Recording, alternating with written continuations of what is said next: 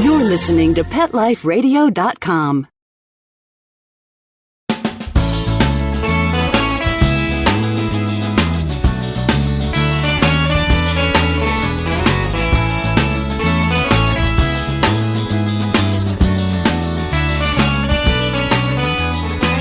Welcome to Save a Pooch on Pet Life Radio. I am your host, Beverly Isla. Thank you for tuning in. Today, I'd like to dedicate this show to all the dogs who unconditionally help us in ways that we may take for granted. And these dogs play a special role, from being service dogs, therapy dogs, search and rescue, law enforcement.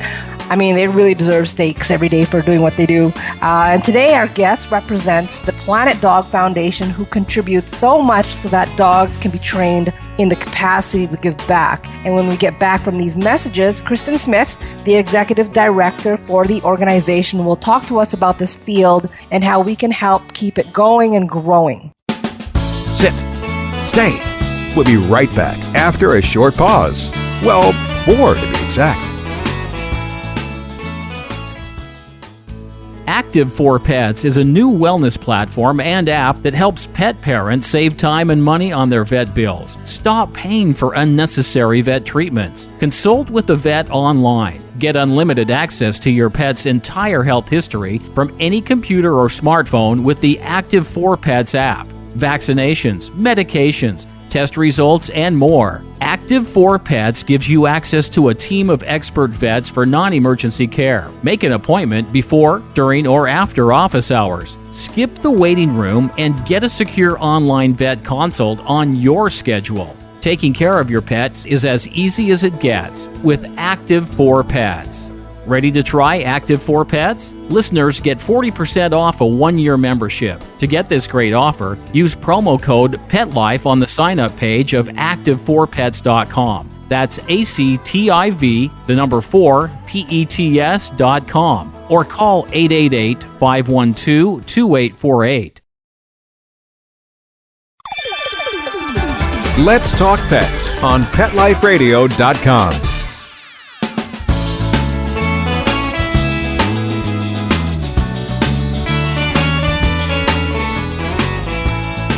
Welcome back to Save a Pooch. We are talking with Planet Dog Foundation's Executive Director, Kristen Smith, about the field of canine service programs and its benefits. Thank you for taking the time to talk to us, Kristen. Oh, it's my pleasure. Thanks for having me. The Planet Dog Foundation, I know they're known for its grant programs to help fund dog service organizations. Can you tell us more about the mission and where you hope to be in the future? I mean, it's amazing what you guys are doing. Well, thank you. We are very proud of the work we're able to do. Our mission is to support the many, many ways that dogs work in some capacity to help people in need. So, as you said, therapy dogs and guide dogs and assistance dogs, law enforcement dogs. And our goal is to continue to support that industry and all of those programs that are all in dire need of funding. And how many do you guys support right now? Well, we have supported, over the years, we've given grants to about 70 organizations, totaling about $1.1 million. Yeah. Wow. Yes, absolutely. It's a big number, and we're extremely proud of it. And the way we're able to do that is through purchases of Planet Dog products. Okay, good to know. And it's kind of like you guys have an online store? Is it a physical store? We have an online store, and our products are also carried in about 3,000 retailers around the U.S. and internationally. Okay. I didn't know that you guys expanded that large. That's awesome. That's awesome. Yeah, we have a whole wholesale division, and so our products are available everywhere. Okay, great. Now, Kristen, are you the one reviewing the grant applications? I do the preliminary review and trim the number down to about 30 programs that then go to a committee of readers from throughout the Planet Dog Company and members of our board. Oh, okay. And then they help us. That committee works together to select the final grantees. Okay, so since it gets your eyeballs, what are the different services dogs can take part in and the effects it has? I mean, the common one, I think, are the dogs that help the blind. I think that's probably the one that most people see.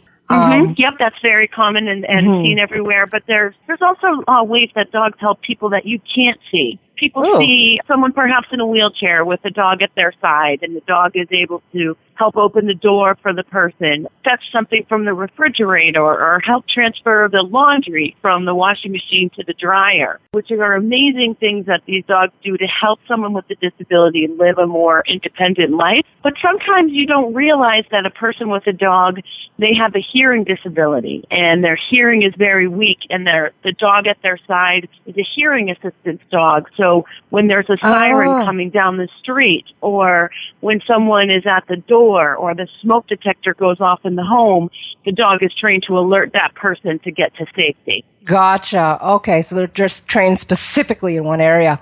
And then, of course, there's dogs that are being trained for wilderness and wildlife protection, for example, where the dog is trained to identify, say, the scat of a specific animal that is endangered in a particular habitat. And the researchers aren't necessarily able to find where the animal's moving through the habitat as human development is encroaching on where they may have normally been. And the dog helps them figure out where the species is moving and how to protect new habitats as the animals are forced to move. Wow, or, actually I heard about that endangered recently. plants, things like that. That's awesome. Dogs, you can just train them towards a specific scent in a million ways. And so people use that to detect whether an accelerant has been used in a fire. So they have arson detection dogs. And they're doing a lot of research with dogs' ability to detect cancer cells in different samples.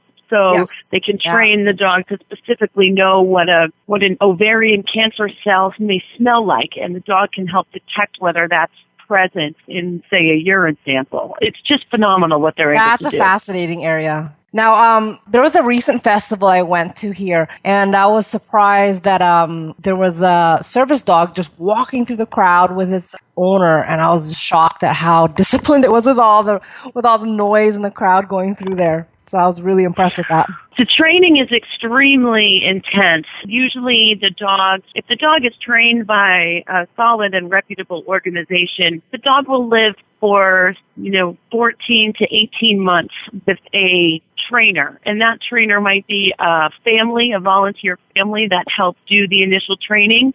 Oh, okay. Sometimes that dog will go into a prison and work with an inmate for that initial 2-year training when they learn manners and a lot of basic skills, creating an amazingly well-trained dog that's socialized to a number of different stimuli. And then they go to the actual program and get months of intensified training towards their specific skill. So the dogs are generally trained for at least 2 full years before they're placed with the person. Oh, geez. Yeah, that would be stringent. Now that you mentioned the prisons, that's really interesting to me. And I noticed that you guys do fund those types of programs. Maybe you can comment on how that works, because a lot of people have been wondering, like, how do these dogs rehabilitate inmates who, would be... Sure. So we love programs like this because they have the ability to help transform the life of an inmate and help rehabilitate the inmate. So the prison program would select inmates with a nonviolent history who have been, well-behaved throughout their time in the system, and people that show a real interest in training the dog. And a trainer will come into the prison once or twice a week and teach skills to the inmates that are paired with the dog. Mm-hmm. So the dogs will spend 24 hours a day with the inmates and learning all of these skills. And then over the weekend, they will also have a volunteer family that will come and take the dog off the grounds of the prison and bring them home and take them to the mall or to the airport and get them acclimated to all of the sights and sounds that they need to be alert and aware of outside of a prison setting as well. So the dog doesn't spend that whole time in the prison. Oh, gosh. But does have 24-hour-a-day accompaniment by trained trainers. And what they have found is the prisoners, the inmates that work with these dogs, have dramatically better behavior. Those who are released afterwards have one of the lowest recidivism rates of any inmate population at all. They're being trained, they're being given a skill that they can use upon their release, which they may not have had when they started. When they first went into prison or were incarcerated, they may have not had a marketable skill, but they're learning to be a dog trainer. They're also learning life skills. They're learning patience. They're learning love.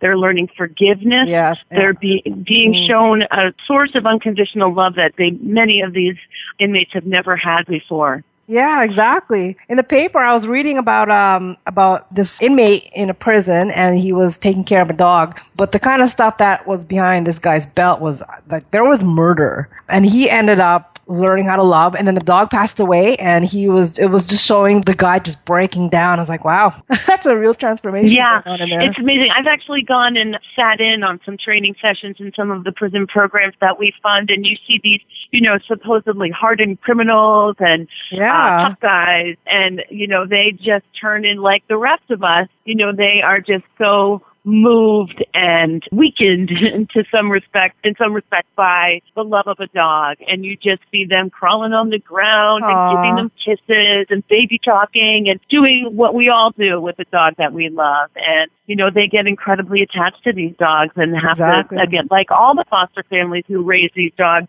have to give them back at 18 months or so, which is just an incredible act of kindness for the people who do that. Who has to give them back? When they give them back to the program they give for them back their to the program. additional training so that they can then be placed with a person in need. Gotcha. So it's very emotional. You spend 18 months with this from a puppy, and you just fall in love with this dog, and then at 18 months you hand it over to become a service or assistance dog for someone. So it's a great emotional bond, but I think that the people realize that they're doing something incredibly special and selfless when they do it. Exactly. They turn them into super dogs, and then they have to say bye.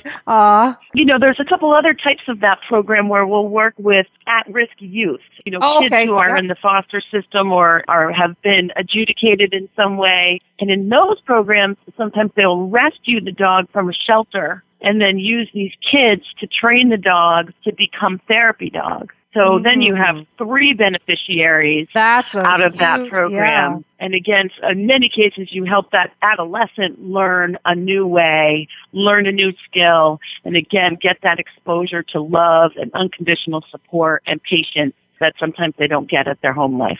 That is a double benefit. I'm just wondering, because they are rescue dogs, these kids just, I don't know, maybe they're not patient enough. I'm just hoping like there's no incidents where the rescue dogs gets threatened, the kid gets threatened, and it turns out into a mess. This is all under the supervision of adults and in 2-hour chunks. These aren't cases where the dog lives with the children they don't live with them. full time. No, this is, these are sort of after school programs for 2 hours at a time where the kids come in and work with the dogs and train them, and then the dogs stay with the program managers or whoever runs those programs. Gotcha. And they're always supervised. So the dogs are never at risk. But the benefit is the kid can see, this dog was, nobody wanted this dog. This was a throwaway dog, and this dog could have been put down, but we are saving this dog, and the child learns that the dog can be rehabilitated. The dog can learn, the dog can change, and the child sees that that's possible for themselves as well. It's very powerful. Double whammy rehabilitation. Yeah. But before we go to break really quick, can you maybe give me a quick stats on what are the success rates with that kind of a program? Well, every program is different, but I think the way that different programs measure is very different, but that's true. The statistics I see from the programs that we fund is that, 80 to 90% of the children who participate in these programs, and they can sometimes start at 4th grade through high school, have better behaviors in school, their attendance rates are better, their interpersonal relationships improve, and again, the number of kids who go out and are able to find a job increases dramatically as well. Wow. That needs to happen more. Okay, well, and they're wonderful programs. Yeah, okay. Well, we'll continue with these messages from our sponsors. Sit. Stay. We'll be right back after a short pause. Well, 4 to be exact.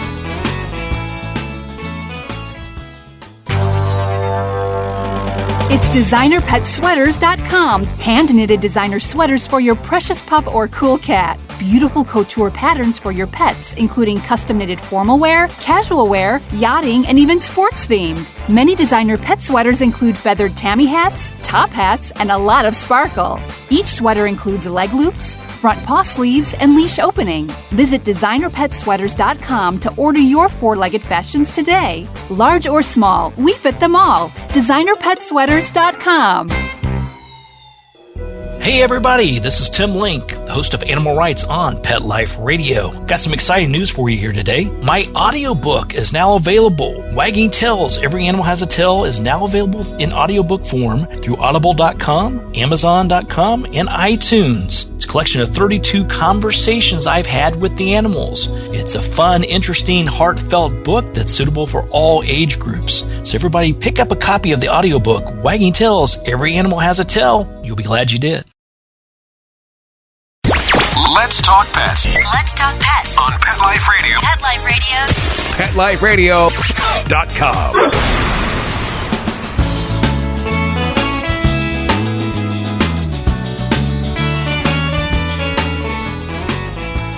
Welcome back to Save a Pooch. We are talking with Kristen from the organization the Planet Dog Foundation, whose mission is to fund programs that train, place, and support working dogs, helping people in need. Just before the messages, we were talking about youth in needs as well as rescue dogs.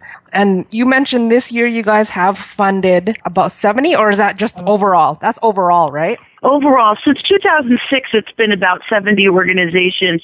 This year, we gave grants to 12 organizations of about $60,000. $60,000. Wow. And how do you decide who gets funding? It's incredibly challenging and incredibly competitive. I bet, yeah. I came from a background of being a fundraiser and trying to raise money, and I thought moving into the realm of giving away money was going to be much easier, and it's extremely challenging because there are so many wonderful programs out there, and we just aren't able to fund them all. And choosing who does and doesn't get the money every year is one of the hardest things I ever have to do. Yeah, that's tough. I wouldn't want to be. It's incredibly tough.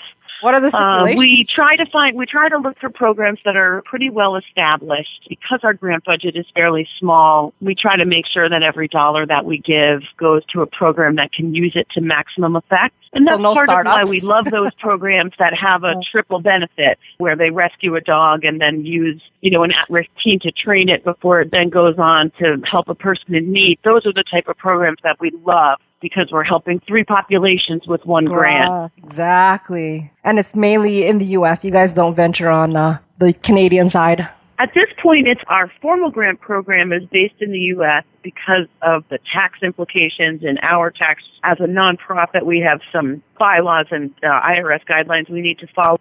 But we do support Assistance Dogs International, which is an international organization that helps with policy and best practices for assistance dog training programs all over the world. So we try to help at the international level because we do business at the international level, but the funding is more generalized there. Gotcha. Okay. And now, in regards to where that money comes from, tell us how the organization stands apart from the other grant programs. I know there's a lot, but I do know you guys do stand apart, so I'll let you explain that.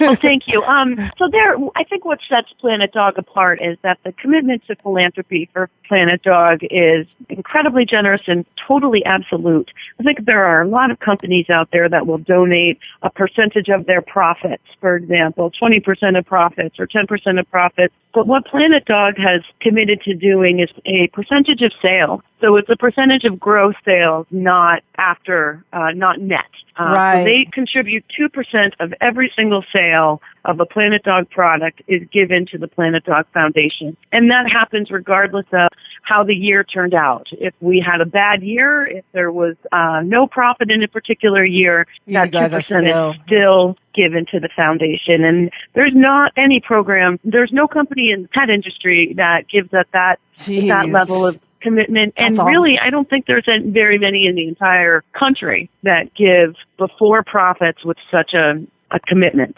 that we have. So it's wonderful because we make a great product as well. We stand behind our products and we make wonderful, durable, great products for dogs. So by buying one of these wonderful, durable, guaranteed products, every customer is also a donor to these incredible positive programs that are happening all around us. Yeah, yeah.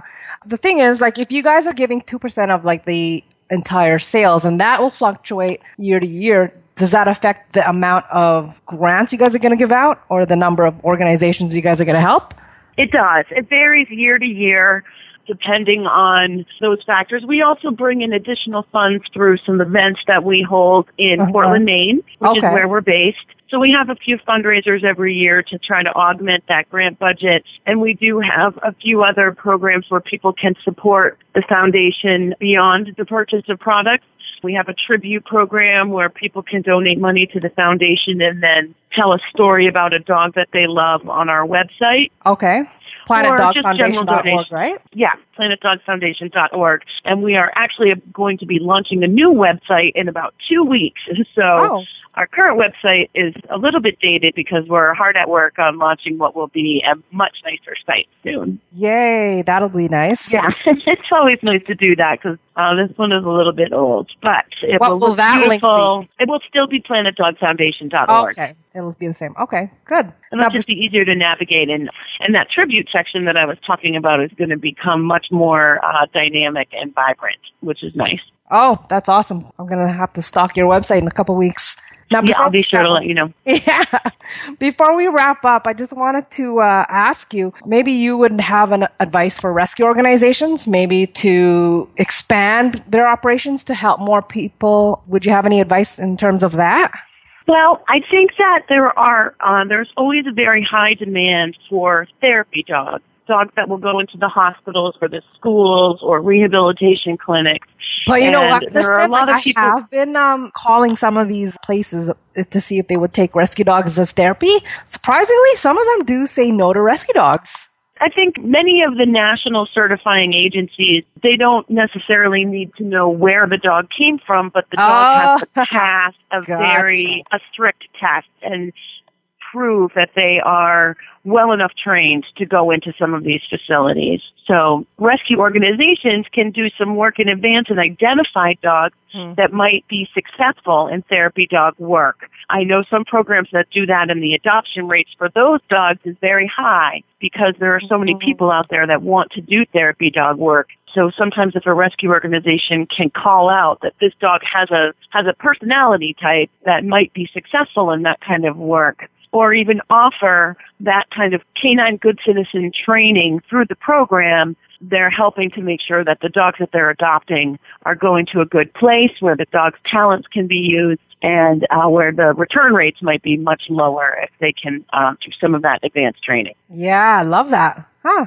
have to look into telling some of these organizations. That's awesome. And again, there are a number of programs out there that do work with shelters so that if a dog is brought into a shelter and shows a capacity right away to the trained shelter workers, this dog has for example, the hearing dogs, they need and look for dogs that are very high energy and high drive because you want a dog that's going to react to that stimulus in a way that a guide dog you want to be very focused and very alert to the handler and not so much to all of the noise around it. Right. So a lot of these programs have very strong relationships with the shelters nearby, and the shelters will say, hey, we got one in, and we really think this dog has the skill set, has the temperament you're looking for a hearing dog or for an assistance dog. And it's great when the rescue organizations can partner with some other organizations and help get those dogs placed immediately without having to tie up room in a shelter. Yes.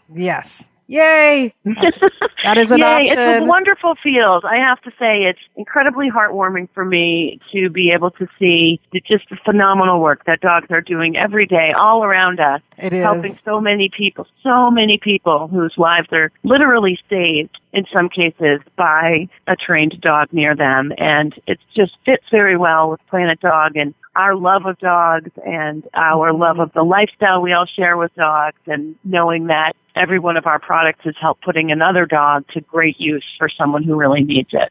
That's good to know. Now I know where I'm going to shop. Thank you.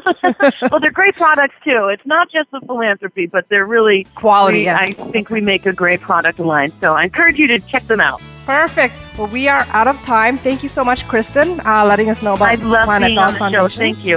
And it's planetdogfoundation.org. Not com, org. Yes. Thank you so much. We are a nonprofit. Yes, Thank exactly. you so much. It's been a pleasure speaking with you. Pleasure. And thank you to our show producer, Mark Winter, for making this show possible. So if you have any questions, comments, or ideas for a show, please do email me at beverly@petliferadio.com. So until next time, spread animal compassion. Let's Talk Pets, every week on demand, only on PetLifeRadio.com.